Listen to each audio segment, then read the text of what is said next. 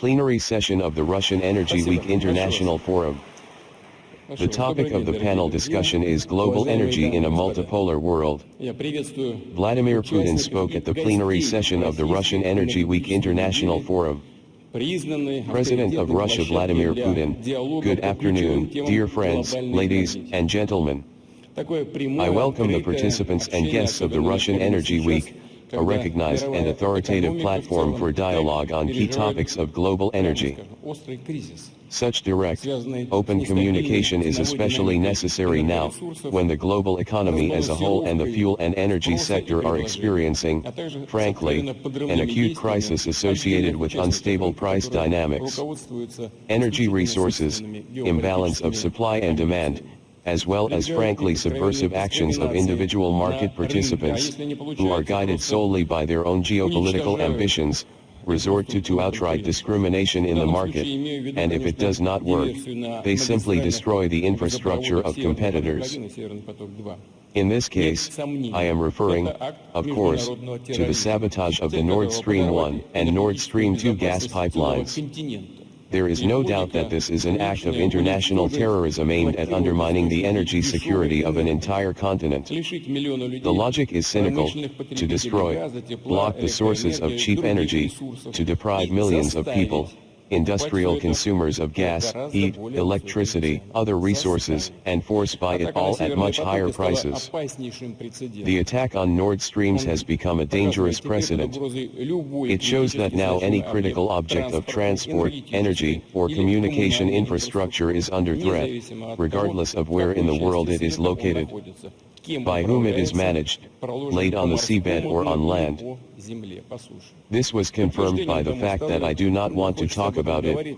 We are at the Russian Energy Week. It seems that we are not directly connected with this, but nevertheless we are not. I cannot say that the terrorist attack on the Crimean bridge committed by the Ukrainian Special Services was also a confirmation of this. I have already said that the regime in Kiev has long been using terrorist methods, organizing political assassinations, ethnic cleansing, massacres of civilians. Then they put it on the internet themselves. They realize that they have made a mistake. They immediately erase it. But still in the network everything remains. They do not stop at nuclear terrorism.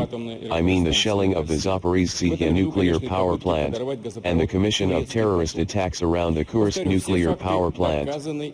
Of course, this includes attempts to undermine the Turkish Stream gas pipeline.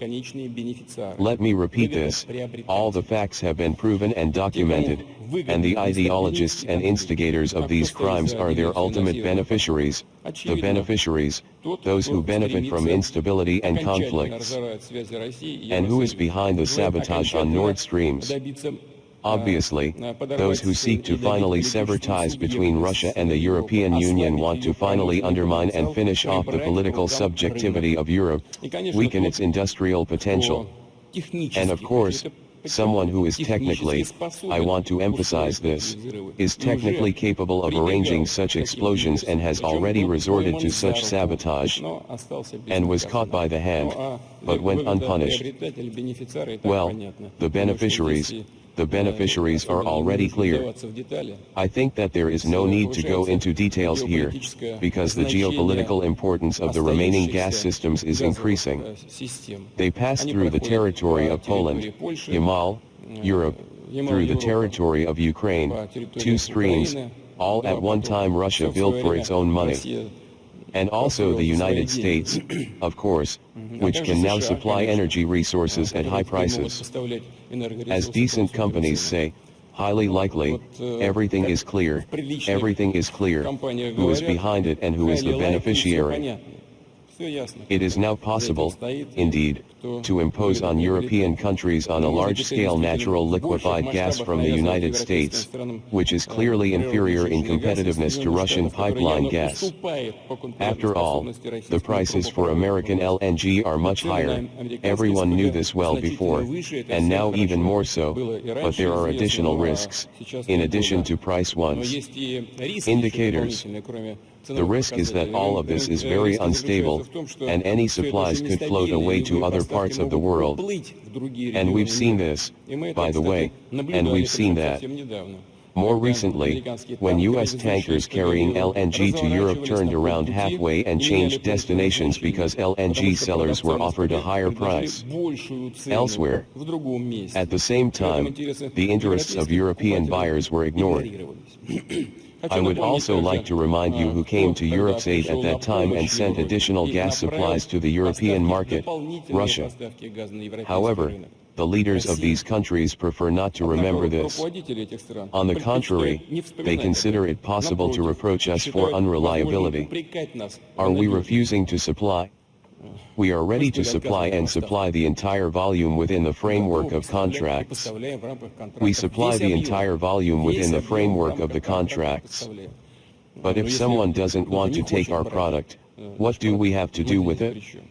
It's your decision. I have noted many times that Nord Streams are devoid of any political background. These are purely commercial projects in which Russian and European companies participate on an equal footing, which means that the fate of the flows should be decided jointly by Russia and our partners in the EU countries. I will say that it is certainly possible to repair gas pipelines running along the bottom of the Baltic Sea and undermined. But this will make sense only in the case of their further economically justified operation, and, of course, when ensuring the safety of routes, this is a paramount condition. If we come to a common decision with the Europeans to supply gas through the surviving branch, and their one branch of Nord Stream 2, apparently, survive. Unfortunately, we are not allowed to inspect this branch, but the pressure in the pipe remains. Maybe it is somehow damaged. We do not know this, because they are not allowed, as I said, to be examined, but the pressure remains, so it appears to be in working order. Its capacity is 27.5 billion cubic meters per year, which is about 8% of all gas imports in Europe. Russia is ready to start such deliveries. The ball, as they say, is in the EU's court. If they want to, let them just open the tap and that's it. I repeat that we are not restricting anyone in anything, including the need to supply additional volumes in the autumn and winter period.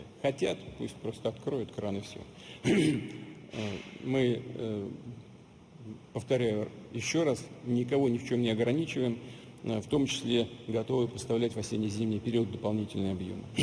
Не раз, в том числе и с трибуны российской энергонедели, говорили о причинах и природе того кризиса, который складывается на европейском рынке, включая чрезмерное увлечение возобновляемыми источниками энергии в ущерб углеводородам. Ну, конечно, нужно заниматься альтернативными видами энергетики, и солнцем, и ветром, и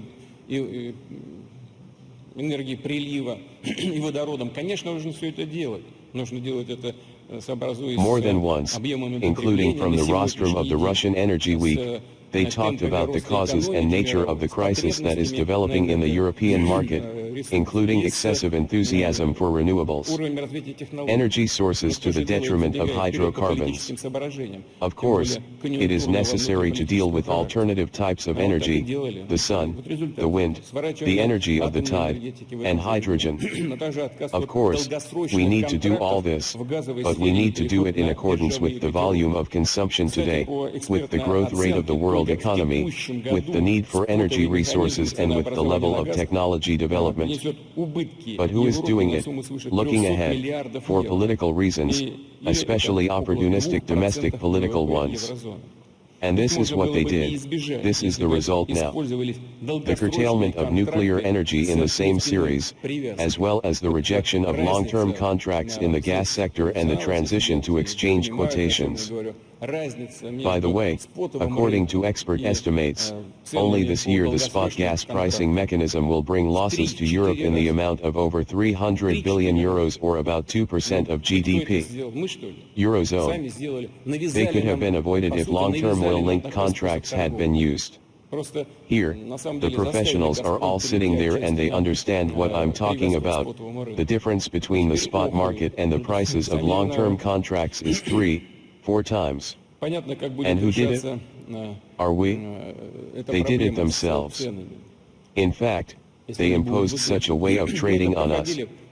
Simply, in fact, They forced Gazprom to switch partly to a link to the spot market, and now they are cooling down. Well, it's their own fault. It is clear how this problem with prices will be solved if they are high.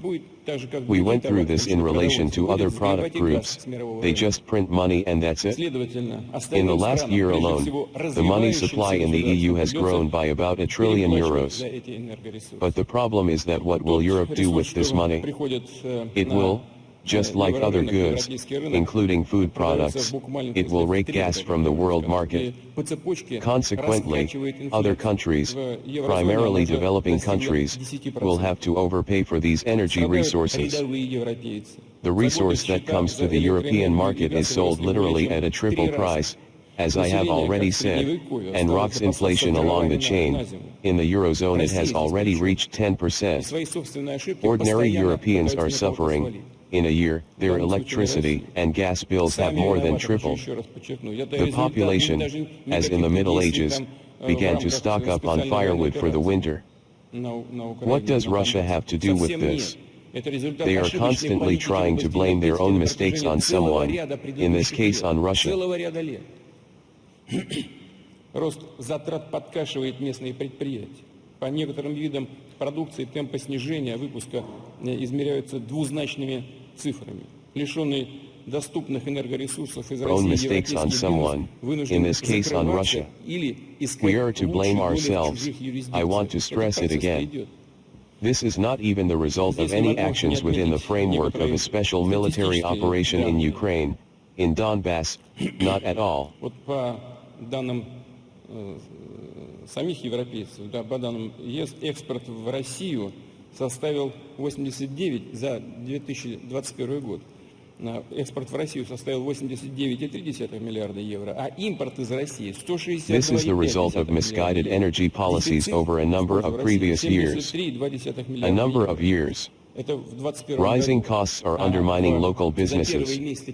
For some products, the rate of decline in output is measured in double digits. Deprived of available energy resources from Russia, European business is forced to close or look for a better share in foreign jurisdictions. This process is underway. I cannot fail to mention some statistics here.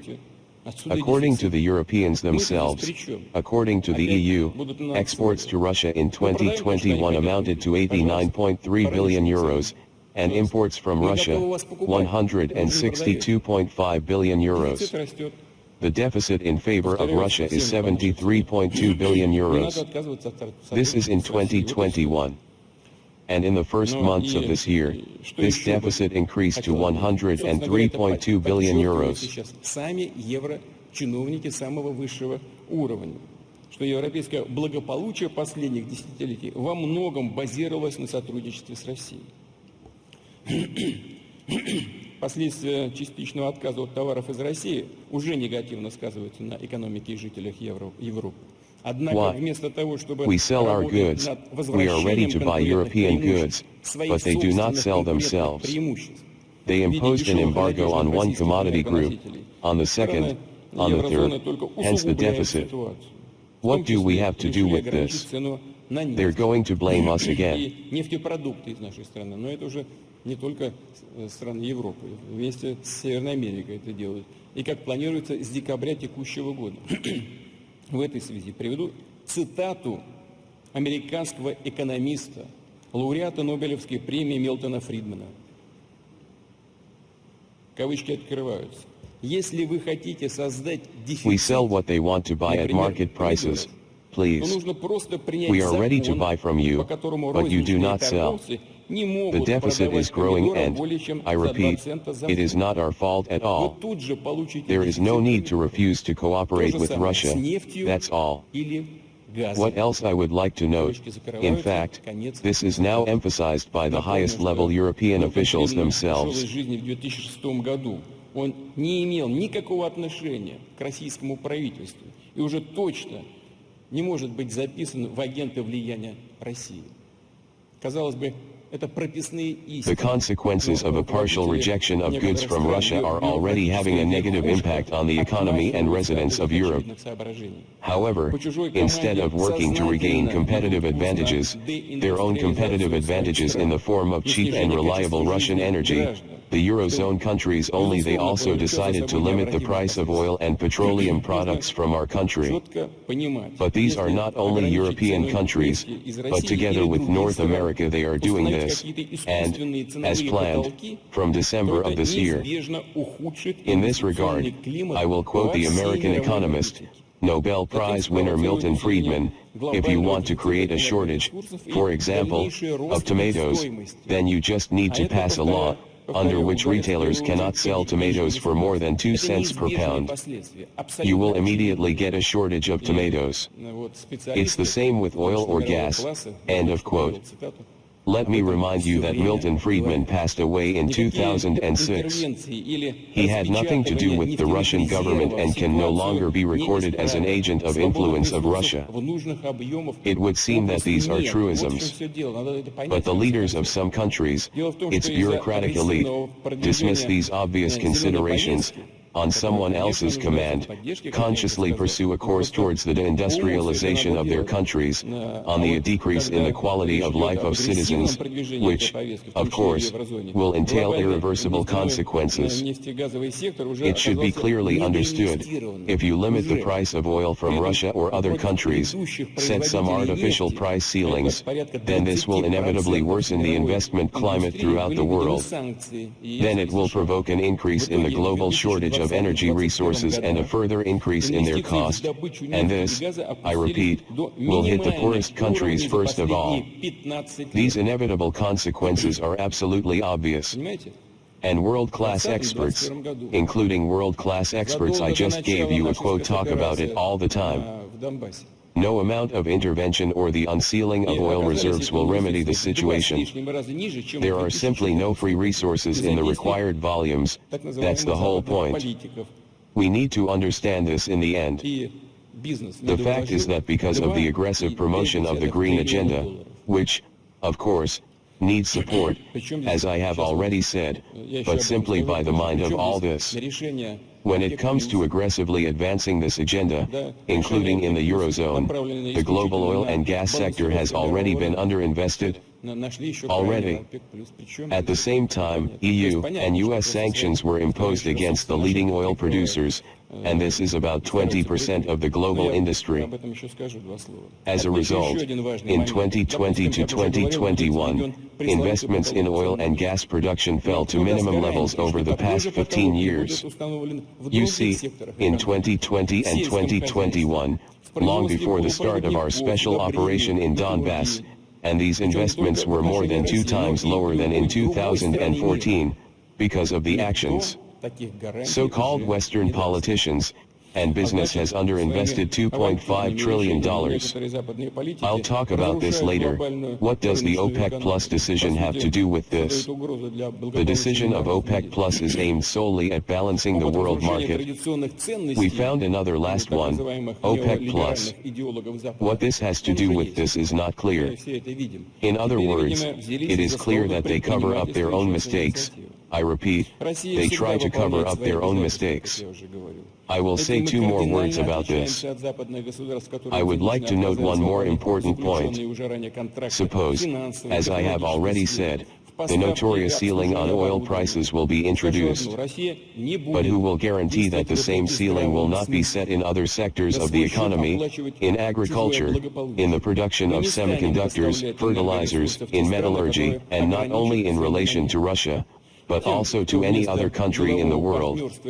No one will give such guarantees, which means that with their adventurous decisions, some Western politicians are destroying the global market economy, in fact, creating a threat to well-being. Billions of people. The so-called neoliberal ideologists of the West already have experience of destroying traditional values. We all see it. Now, apparently, they have taken up the freedom of entrepreneurship and private initiative. Russia always fulfills its obligations, as I have already said.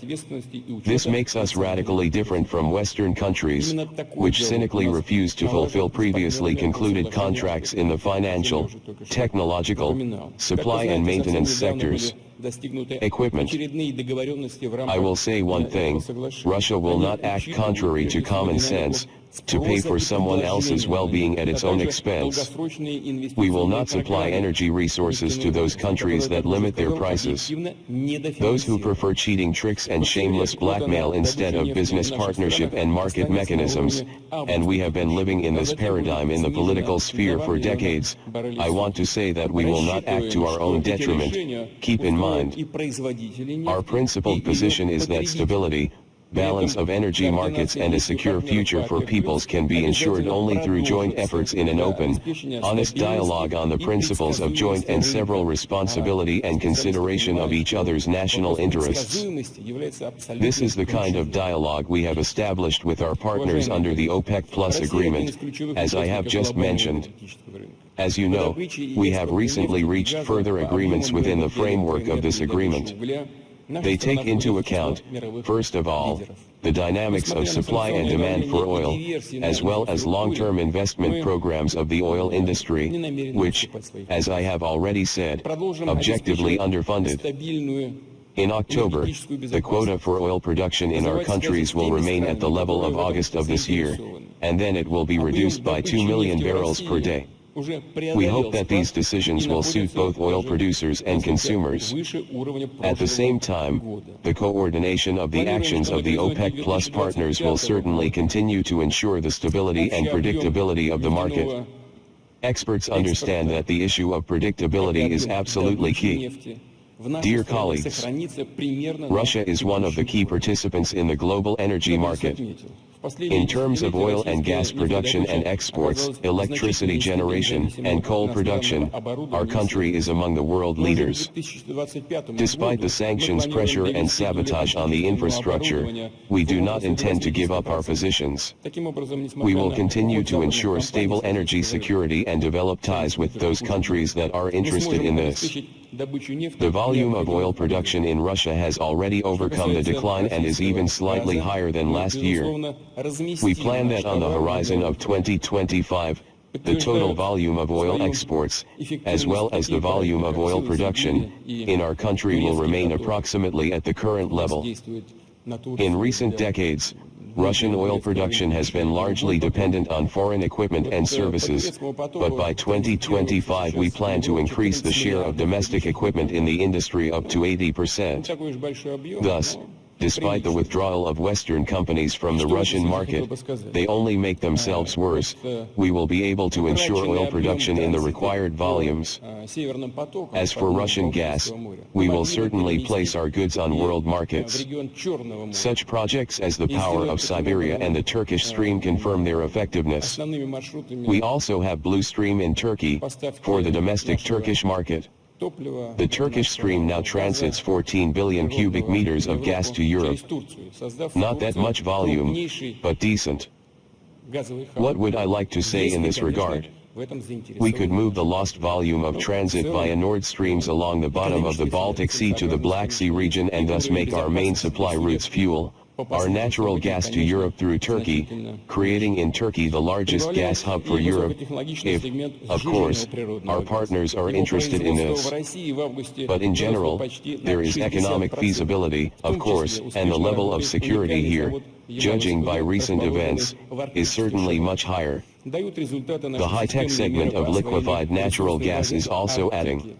Its production in Russia in August increased by almost 60%. Including the unique Yamal LNG plant, located in the Arctic latitudes. Our systemic measures to develop the resource base of the Arctic, to develop the Northern Sea route and the transport and icebreaker fleet are yielding results.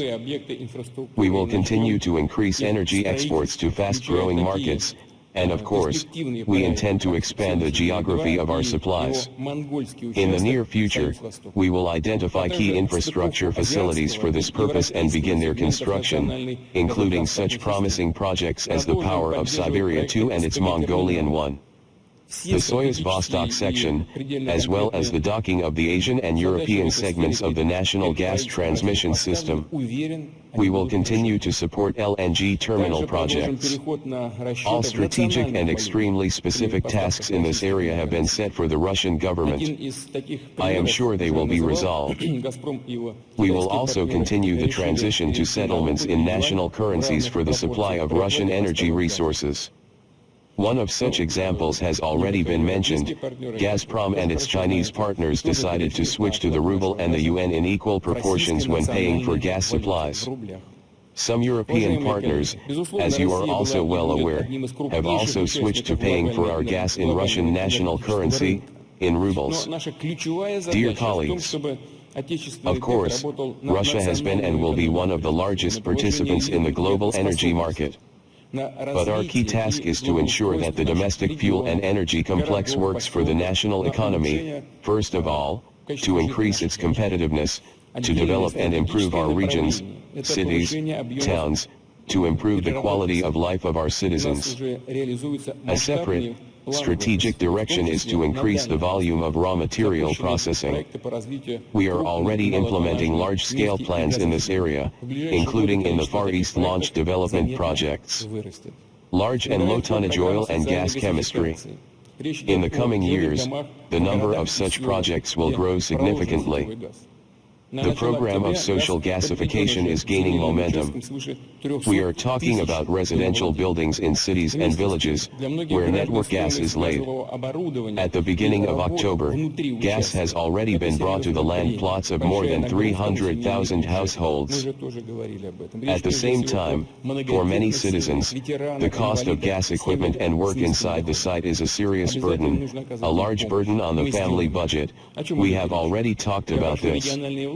First of all, we are talking about large families, veterans, people with disabilities, families with low incomes. We need to help them. We'll do it. What are we talking about?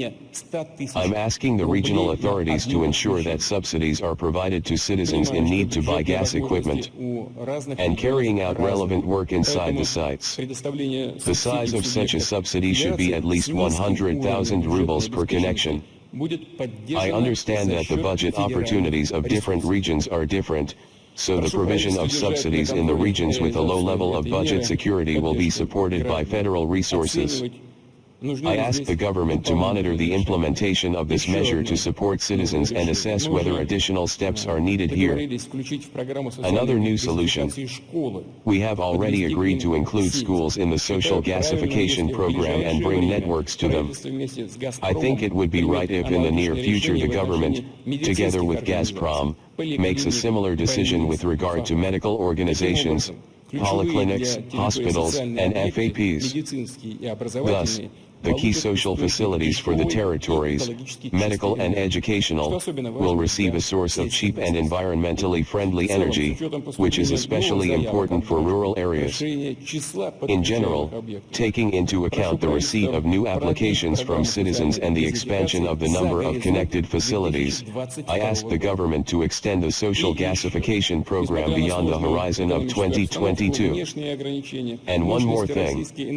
Despite the difficult economic situation, external restrictions, the capacity of the Russian energy system continues to be updated. This year, facilities with a total volume of more than 2,000 megawatts. Such a systematic approach allows us to maintain electricity prices in Russia at the lowest level in Europe. Let me remind you that in the EU countries only this year they have grown several times. Particular attention should be paid to improving the reliability of the electric grid complex. For the regions where the situation is the most difficult, special programs have been developed this year, and I ask the government to start implementing them as soon as possible. Dear friends, today's global energy industry has faced unprecedented challenges and problems. For many years, the world community has been driven into this situation by the short-sighted, erroneous actions of a number of Western countries. I have already said this, and I think it is quite convincing. The search for a constructive way out of the situation, of course, should be the subject of thorough, professional, depoliticized discussions, including at the venues of the Russian Energy Week. Let me repeat, Russia is ready for a trusting partnership in the energy sector in the interests of the sustainable development of our countries, their reliable supply of affordable energy. And we know that this approach is shared by the overwhelming majority of our partners and the countries of the world. I want to wish you successful work and thank you for your attention.